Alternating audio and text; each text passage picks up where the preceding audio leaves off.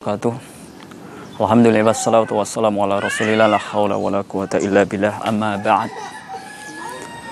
Para sahabat sekalian, barakallahu fikum, apa kabar? Hari-hari ini atau waktu-waktu ini kita semua dalam suasana yang banyak harus bersabar, prihatin atas wabah yang dialami menimpa di berbagai belahan dunia, termasuk di negara yang semoga diberkahi Allah Subhanahu wa taala ini. Oleh karena itu, mengingatkan kepada diri dan keluarga dan para kita semuanya, tentunya di sela-sela keprihatinan kita, di sela-sela kita harus lebih meningkatkan keimanan, kesabaran. Kita juga harus menempuh berbagai sebab ikhtiar kita agar kita terhindarkan dari wabah tersebut, agar kita turut serta dalam memutus tali, menghambat penyebaran daripada virus yang menimpa COVID, yakni COVID-19. Oleh karena itu, sebab-sebab harus kita ambil, ikhtiar kita ambil, mengikuti protokoler yang telah ditentukan oleh pemerintah kita, baik pusat maupun daerah. Bahkan di lingkungan terkecil kita pun harus disiplin, kita harus peduli kepada sesama kita. Kita harus peduli kepada masyarakat kita. Berbagai ikhtiar kita tunaikan. Kita saling bahu-membahu bersama warga. Kita tidak boleh cuek. Kita tidak boleh meremehkan. Dan itulah sikap seorang muslim yang bijaksana. Kita senantiasa bersatu padu untuk ikhtiar. Dan itu sebagai wujud daripada bentuk kebaikan-kebaikan yang bisa kita usahakan, yakni kita taat kepada aturan atau himbauan dari pemerintah dalam kebaikan ini. Tentunya kita bersinergi dengan warga yang lain, dengan perangkat terkecil di lingkungan kita, dengan RT, RW, dan seterusnya. Kita harus peduli atas hal ini semuanya. Antara lain kita juga harus peduli kepada diri dan keluarga dan lingkungan dengan kemana-mana, misalnya memakai masker, dan juga kita gemar mencuci tangan. Dan apabila kita sedang tidak berada di lingkungan yang berdekatan dengan air dan sabun, maka kita menggunakan pembersih tangan. Nah, itu wujud-wujud ikhtiar yang tidak boleh kita sepelekan. Dan anjuran untuk kita at home, di rumah, itu juga banyak hikmahnya, yang mana kita jadi banyak berinteraksi dengan keluarga kita, dengan anak istri kita, sehingga kita dapat menambah kebaikan-kebaikan. Anak-anak libur pun tentu di balik keprihatinan ada hikmahnya juga, yang mana kita jadi sering berinteraksi dengan mereka, melihat pelajaran mereka dengan sistem belajar jarak jauh, belajar mandiri jarak jauh. Tentu ini juga banyak hikmahnya. Para sahabat sekalian, ini mohon maaf sambil berjemur, rasanya Masya Allah, ya hangat, nikmat sekali. Kemudian juga hikmah-hikmah yang lain yang bisa kita petik adalah kita sudah semestinya kita mawas diri. Kita meningkatkan keimanan kita akan takdir Allah Subhanahu wa taala. Kita juga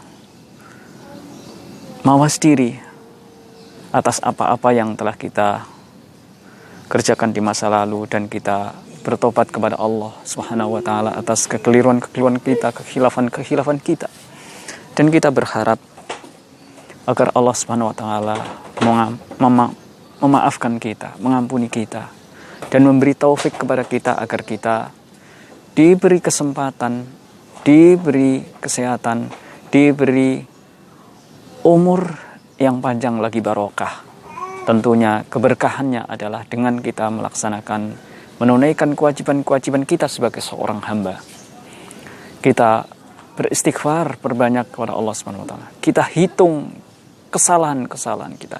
Kita hitung kehilafan-kehilafan kita di masa lalu, dan kita bermohon kepada Allah Subhanahu wa taala agar kita diberi kesempatan untuk memperbaiki diri. Allahumma aini ala dzikrika wa syukrika wa husni ibadatik.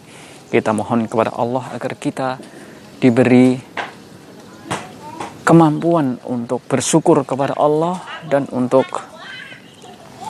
memperbaiki ibadah kita, untuk memperbaiki kita, meningkatkan kualitas ibadah kita. Oleh karena itu, para sahabat sekalian, teman-teman sekalian, marilah kita senantiasa peduli kepada lingkungan kita, peduli kepada masyarakat kita. Kita ikhtiar sama-sama.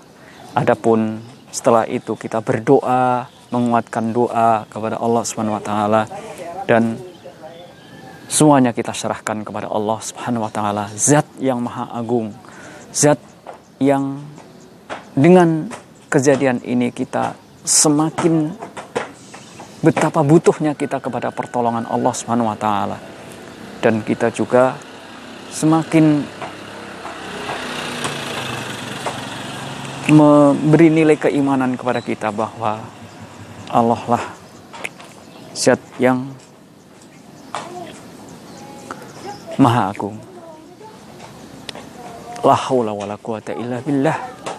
Tidak ada sesembahan yang berhak disembah dengan benar kecuali Allah Subhanahu wa taala, dan kita mohon kepada Allah Subhanahu wa taala, Zat yang Maha Kuat, agar kita diberi kekuatan lahir dan batin, agar kita dimampukan untuk beribadah kepadanya, karena hakikatnya kita adalah hanya seorang hamba. Wa ma khalaqtul jinna wal insa illa liya'budun. Dan tidaklah Allah menciptakan jin dan manusia melainkan untuk beribadah kepada Allah Subhanahu wa taala.